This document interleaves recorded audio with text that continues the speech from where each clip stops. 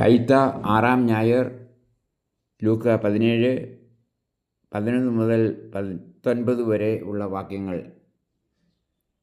ഈശോ സമരിയായ്ക്കും ഗലീലായ്ക്കും മധ്യേ കൂടി ജെറൂസലേമിലേക്ക് യാത്ര ചെയ്യുകയാണ്.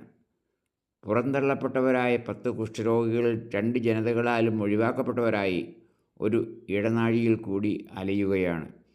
ഈശോയെ ഗുരുവും കർത്താവുമായി ഏറ്റുപറഞ്ഞുകൊണ്ട് അവരുടെ നിസ്സഹായ അവസ്ഥയിൽ അവർ കരുണയ്ക്കായി അവിടുത്തോട് അപേക്ഷിക്കുന്നു. ആരുടെയും പക്ഷം ചേരാത്തവന ഉള്ള ഇടനാഴി കൂടിയായിരുന്നു അത്. ജെറൂസലേമിലേക്കുള്ള യാത്രയിലായിരുന്നതിനാൽ കടന്നു പോകുന്നവനായിരുന്നു അവിടുന്ന്. വഴി ആധാരമായവരുടെ രക്ഷയിലേക്കുള്ള വഴിയായി ആ വഴിമുട്ടിയവർ അവിടുത്തെ കണ്ടെത്തി. കരുണയ്ക്കായുള്ള അപേക്ഷയിൽ ഇതെല്ലാം അടങ്ങിയിട്ടുണ്ടായിരുന്നു. സൗഖ്യത്തിനായുള്ള അപേക്ഷ ആയിരുന്നിരിക്കാം അത്. അസാധ്യമെന്ന് കരുതുന്നത് ലഭിച്ചേക്കാമെന്നുള്ള വിദൂര പ്രത്യാശയും കരുണയ്ക്കായുള്ള അപേക്ഷയിൽ ഉണ്ടായിരുന്നുവെന്ന് ഞാൻ കരുതുകയാണ്. കർത്താവ് അവർക്ക് ഒരു ഉത്തരം കൊടുക്കുന്നതായി സുവിശേഷം പറയുന്നില്ല. പകരം അവിടുന്ന് അവർക്കൊരു നിർദ്ദേശം കൊടുക്കുകയാണ്. പോയി നിങ്ങളെ തന്നെ പുരോഹിതന്മാർക്ക് കാണിച്ചു കൊടുക്കുവിൻ. തിരിച്ചൊരു ചോദ്യത്തിന് ഇവിടെ സാധ്യതയുള്ളതായി നമുക്ക് തോന്നും. പുരോഹിതരുടെ പക്കൽ ചെന്നാൽ അവർ അവരെ സുഖപ്പെടുത്തുമോ എന്ന്. എന്നാൽ സൗഖ്യപ്പെട്ടവരാണ് പുരോഹിതരുടെ സാക്ഷ്യത്തിലേക്കായി അവരുടെ പക്കലേക്ക് ചെല്ലേണ്ടിയിരുന്നത്. അതായത് സൗഖ്യപ്പെടലിൻ്റെ ഒരു സർട്ടിഫിക്കറ്റ് വാങ്ങുവാനായി. അവർ സൗഖ്യപ്പെട്ടവർ അല്ലെങ്കിൽ പുരോഹിതരും അശുദ്ധമാക്കപ്പെടും എന്നുള്ള ഭീതി ഉള്ളതിനാൽ അവർ അവരെ അടുപ്പിക്കുകയില്ല. പ്രത്യാശയുടെ നൂൽപ്പാലത്തിലൂടെ അവർ പുരോഹിതരുടെ പക്കലേക്ക് പോകുവാൻ തയ്യാറായി. അതിനാവശ്യമായ വിശ്വാസം, കടുകുമണിമുള്ള പോലെയുള്ള വിശ്വാസം അവർക്ക് ഉണ്ടായിരുന്നിരിക്കാം. വഴിയിൽ വെച്ച് എന്തോ അത്ഭുതകരമായത് അവരിൽ സംഭവിക്കുന്നതായി അവർ അറിഞ്ഞു. ശരീരത്തിന് ഉണർവും ഉന്മേഷവും കൂടി. അവരുടെ ശരീരം മൃദുലമാകുന്നത് അവർക്ക് അനുഭവവേദ്യമായി. ഒരു മരത്തിൻ്റെ ശാഖകളിൽ പുതിയ നാമ്പുകളും പിന്നെ പൂക്കളും പിറന്ന് പുതുതാകുന്നത് പോലെ, വസന്തം പിറക്കുന്നത് പോലെ. സ്വന്തം ശരീരത്തെ തന്നെ നോക്കുവാൻ അറപ്പും വെറുപ്പും ഉണ്ടായിരുന്നവർ അതിലേക്ക് നോക്കി. അവിടെ അവർ ഒരു പുതുപ്പിറവി അടുത്തറിഞ്ഞു. അവരിൽ വിരിഞ്ഞത് അഭിമാനബോധവും ആഠ്യത്വവുമായിരുന്നു. അവരുടെ കാലുകൾക്ക് വേഗത കൂടി. അവരിൽ 9 പേർ പുരോഹിതന്മാരെ കണ്ട് സാക്ഷ്യപ്പെടുത്തലിനായി തിടുക്കത്തിൽ മുന്നോട്ട് നീങ്ങി. ഒരുവൻ മാത്രം പിറകോട്ടും. പിന്തിരിഞ്ഞു പോയവൻ സുഖപ്പെടലിൻ്റെ കാരണക്കാരനായ ഒരു വ്യക്തിയുടെ പക്കലേക്കാണ് മടങ്ങിപ്പോയത്. മറ്റുള്ള 9 പേരാകട്ടെ നിയമത്തിൻ്റെയും നിബന്ധനകളുടെയും ഇടത്തേക്കും. അവർ തിരിഞ്ഞു നോക്കിയില്ല. തിരിഞ്ഞു നോക്കുന്നതും തിരിച്ചു പോകുന്നതും കടപ്പാടാണ്. തങ്ങളിൽ സംഭവിച്ചത് ദൈവത്തിൻ്റെ അത്ഭുതകരമായ ഇടപെടലായി അവർ തിരിച്ചറിയാത്തതുകൊണ്ട് ദൈവത്തോടുള്ള കടപ്പാട് അവർക്ക് അചിന്തനീയമായിരുന്നു. അവിചാരിതമായത് എന്തോ സംഭവിച്ചു എന്ന് മാത്രം. നിയമവും പാരമ്പര്യവും നിർജ്ജീവമായിരിക്കുന്നിടത്ത് അവയെ പിൻചെല്ലുന്നവരുടെ ഹൃദയവും നിർജ്ജീവമാകും. ഹൃദയമാണ് ദൈവത്തെ തേടുന്നത്. ദൈവത്തെ തേടി കരുണയ്ക്ക് നന്ദി പറയുവാൻ നിർജ്ജീവമായിരുന്ന അവരുടെ ഹൃദയം അവർക്കൊരു പ്രേരണയും നൽകിയില്ല.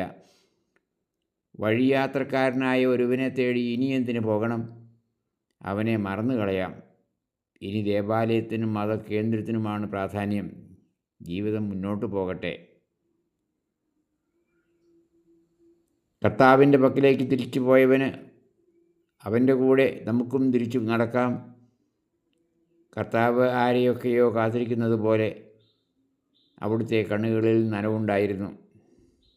ലഭിച്ച കരുണയ്ക്ക് നന്ദി പറയുന്നവർ ദൈവത്തെ അരൂപിയിലും സത്യത്തിലും ആരാധിക്കുന്നവരാണ്. പുറജാതിക്കാരൻ എന്ന് കർത്താവ് തന്നെ വിളിക്കുന്ന അവനിൽ അവിടുന്ന് വിശ്വാസത്തിൻ്റെ ശക്തമായ പ്രകടനം കാണുകയാണ്. അവൻ അവിടുത്തെ കാൽക്കൽ കമിഴ്ന്നു വീണ് നന്ദി പറഞ്ഞു. അത് ആരാധനയും കൃതജ്ഞതാ പ്രകാശനവുമായിരുന്നു. അവിടുന്ന് അവനെ താങ്ങി എഴുന്നേൽപ്പിച്ച് കാണും. എന്നിട്ട് തന്നെ കേൾക്കുന്ന എല്ലാവരോടുമായി ഒരു ചോദ്യം: 10 പേരല്ലേ ശുദ്ധരാക്കപ്പെട്ടത്? ബാക്കി 9 പേർ എവിടെ? ആ ചോദ്യത്തിൻ്റെ അർത്ഥം സൗഖ്യപ്പെടൽ ബാഹ്യമായ ഒന്ന് മാത്രമായി പോയോ എന്നായിരിക്കാം. ആ 9 പേരുടെ ഉള്ള് നവീകരിക്കപ്പെട്ടിട്ടില്ലേ? ഉള്ളിൽ അവർ സൗഖ്യം അനുഭവിച്ചില്ലേ? നന്ദിഹീനത കുഷ്ഠത്തേക്കാൾ ഒട്ടും ചെറുതല്ലാത്ത രോഗവും അശുദ്ധിയുമാണ്. നമ്മിലെ എല്ലാം നിരന്തരം നവീകരിക്കുന്ന ദൈവത്തിൻ്റെ സാന്നിധ്യമാണ്. കർത്താവിൻ്റെ ചോദ്യത്തിൽ ഈ ഉത്തരവും ഉണ്ടായിരുന്നു.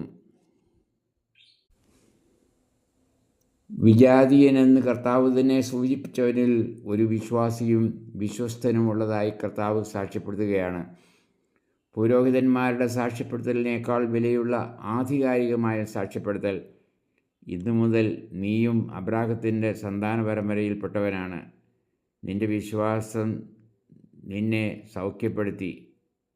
രക്ഷിക്കപ്പെട്ടവരുടെ ഗണത്തിൽ ഉൾപ്പെട്ടിരിക്കുന്നു. ഇത് ഞാൻ സാക്ഷ്യപ്പെടുത്തുന്നു. ഒപ്പിട്ട് മുദ്രവെച്ച ഒരു സാക്ഷി പത്രത്തേക്കാൾ വിലയുണ്ടായിരുന്നു കർത്താവിൻ്റെ പരസ്യമായ പ്രഖ്യാപനത്തിന്. എഴുന്നേറ്റ് പോയിക്കൊള്ളുക, നിന്റെ വിശ്വാസം നിന്നെ രക്ഷിച്ചിരിക്കുന്നു. കർത്താവ് അവനെ പിടിച്ചു നിർത്തുന്നില്ല. അവൻ്റെ ജീവിത വഴിയെ വിശ്വാസ വെളിച്ചവുമായി അവന് മുന്നോട്ട് നീങ്ങാം. സമരിയായും ഗലീലയും വേർതിരിച്ചു കാണാതെ, അതിരുകൾ നിശ്ചയിക്കാത്ത ദൈവത്തിൻ്റെ സ്വന്തം നാട്ടിൽ ഇനിമേൽ അവൻ സമറിയാക്കാരനൊന്നും മുദ്ര കുത്തപ്പെടുകയില്ല. അതിനെ പുരോഹിതന്മാരുടെ സാക്ഷ്യം ആവശ്യമില്ല. സ്വതന്ത്രമാക്കുന്നതാണ്, സ്വാതന്ത്ര്യത്തിലേക്ക് നയിക്കുന്നതാണ് വിശ്വാസം. വിധേയമാക്കുന്നതും അടിമപ്പെടുത്തുന്നതുമല്ല എന്ന വ്യാഖ്യാനവും നീ എഴുന്നേറ്റ് പൊയ്ക്കൊള്ളുക എന്ന കർത്താവിൻ്റെ വാക്കുകളിൽ ഞാൻ കാണുകയാണ്. ഇന്നത്തെ സുവിശേഷത്തിലെ ആഴമായ ഉൾക്കാഴ്ചകളും ഗുണപാഠവും എന്താണ്? എങ്ങനെ ഈ സുവിശേഷം ഒരു സദ്വാർത്തയാകും? എനിക്കെങ്ങനെ അത് സദ്വാർത്തയാകും? വിശ്വാസവും പ്രത്യാശയും ഹൃദയത്തിൻ്റെ തുറവിയും ആർദ്രഭാവങ്ങളുമാണ്. ചൊരിയപ്പെട്ട കരുണയിൽ അവ ചാലിച്ചെടുക്കുമ്പോഴാണ് അവ ആർദ്രമാകുന്നത്. ഇവ അനുഭവിക്കുന്നവർക്കെല്ലാം ഇന്നത്തെ സുവിശേഷം സദ്വാർത്തയാണ്. ഈ സദ്വാർത്തയുടെ ഉള്ളടക്കം ദൈവസ്നേഹത്തെ നമുക്ക് കരുണയായി അറിയുവാനും അനുഭവിക്കുവാനും സാധിക്കും എന്നുള്ളതാണ്. നമ്മുടെ പുതുപ്പിറവി എന്നത് ദൈവത്തിലൂടെയാണ് സംഭവിക്കുന്നത്. അവിടുന്ന് പിതാവും മാതാവുമാണ്. രോഗവിമുക്തരായവർ, ദൈവത്തെ കണ്ടെത്തിയവർ, നന്ദി കൊണ്ട് ഹൃദയം നിറഞ്ഞവർ പിറന്നു വീണ ഒരു കുഞ്ഞിനെ പോലെയാണ്. അവരുടെ ശരീരം മൃദുലവും ശുദ്ധവുമാണ്. അവരുടെ ഹൃദയം സുഗന്ധം പരത്തുന്ന പുഷ്പം പോലെയാണ്. പുതുജന്മം ജീവിതത്തിലെ വസന്തത്തിൻ്റെ അനുഭവമാണ്. വെളിയിൽ പുതിയൊരു ലോകം പിറക്കുന്നു. ദൈവത്തിൻ്റേതെന്ന് വിളിക്കാവുന്ന ഒരു ലോകം. അവിടെ ദൈവമക്കൾക്ക് സ്വാതന്ത്ര്യം അവകാശമാണ്. അവസാനമായി ദൈവരാജ്യത്തിൻ്റെ വെളിപ്പെടുത്തൽ കൂടിയാണ് ഇന്നത്തെ സുവിശേഷം.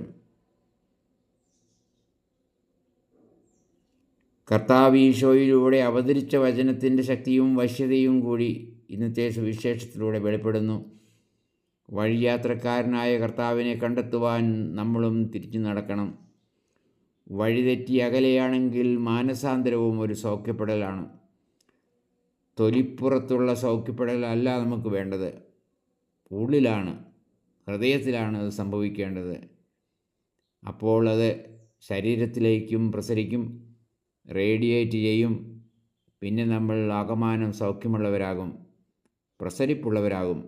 ഇതാണ് ഇന്നത്തെ സുവിശേഷത്തിലൂടെ നമുക്ക് ഉൾക്കൊള്ളാവുന്ന ഉൾക്കാഴ്ചകളും സദ്വാർത്തയും. ഏവർക്കും ഈ ഉൾക്കാഴ്ചയുടെ അനുഭവവും ഒപ്പം ഞായറാഴ്ചയുടെ അനുഗ്രഹങ്ങളും ആശംസിക്കുന്നു. Father James Purathayil, CST.